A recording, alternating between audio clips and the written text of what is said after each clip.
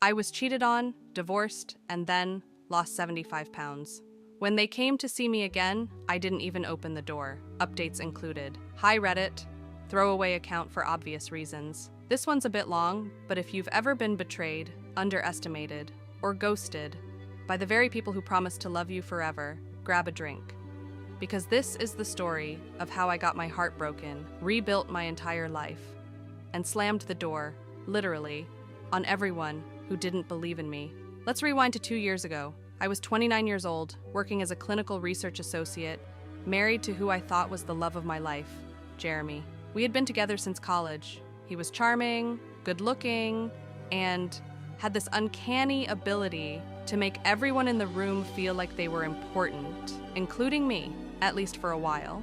At the time, I weighed about 230 pounds on a 5 feet 5 inches frame. I know, I wasn't blind to it, but I also wasn't ashamed of it. I was always the funny friend, the mother of the group, the one who had her life in order. Jeremy used to tell me he loved me the way I was, that curves were beautiful, that I was more than my body. Turns out, that had an expiration date. It started small, the little comments about what I was eating. Are you sure you want another slice? You're not going to the gym this week? Then came the subtle body language, the winces when I changed clothes, the shift in tone when we took photos together. And then came Rachel. Rachel was, of course, the new hire at his firm. 25, Pilates instructor energy, legs that looked like they were photoshopped in real life.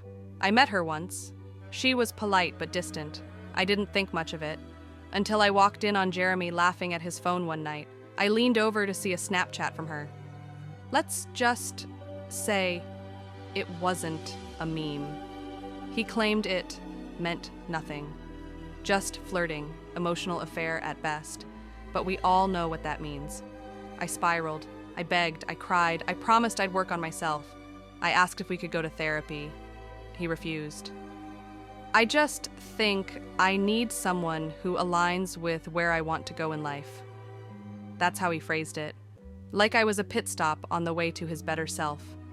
We divorced 3 months later. My family, bless them, told me I'd bounce back. But the truth?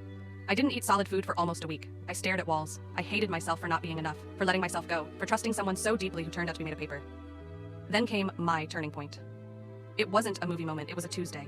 I was at CVS buying tissues and ran into my high school chemistry teacher. She didn't recognize me, called me ma'am, and something in me snapped. I decided to disappear. Not in the spooky way. I deleted social media, changed my number, moved in with a friend across town. I went dark on everyone except my therapist and my sister. I started walking, then jogging, then weight training, then meal prepping. I got obsessed, but in the healthiest way. I treated my body like it was a sacred object that had been left out in the rain too long. Over a year, I lost 75 pounds. But I didn't just lose weight. I lost resentment. I lost the compulsion to explain myself. I lost the voice in my head that used to whisper, "You'll never be enough." I started dating again. Slowly. Nothing serious. Just learning how to be seen in a body that I didn't recognize, but was starting to love. And then Jeremy showed up. Of course he did. He messaged me on LinkedIn, of all places, saying he saw a recent picture of me with a mutual friend, and couldn't believe the transformation. I left him on red. A week later, he showed up at my apartment. My actual apartment. I don't even know how he got the address. He had that same fake humility he used to use when he was late to dinner. I just want to talk. I never stopped caring about you. I made a mistake. Rachel and I broke up. I stood behind the door, silent, listening, heart racing. And then I walked away. Left him standing there, no drama, no yelling. Just silence. The kind that burns more than any insult could. He came back 2 more times. I never answered.